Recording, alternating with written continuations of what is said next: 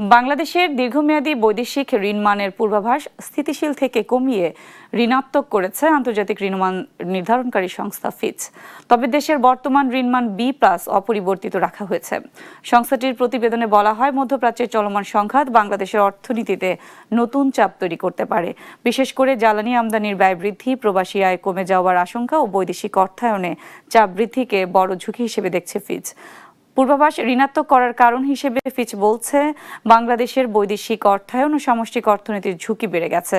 সংস্থাটির মতে, মধ্যপ্রাচ্যের চলমান সংঘাতের কারণে বাংলাদেশে বড় প্রভাব পড়তে পারে, সে কারণে ঝুঁকি বেড়েছে। নীতি কাঠামো, সরকারি অর্থব্যবস্থা ও আর্থিক খাতের সংস্কারের সীমিত অগ্রগতি ও দীর্ঘস্থায়ী দুর্বল প্রাতিষ্ঠানিক ব্যবস্থার কারণে দেশের অর্থনৈতিক ধাক্কা মোকাবেলায় সক্ষমতা ধীরে ধীরে ক্ষয় হয়েছে বলেও জানিয়েছে সংস্থাটি।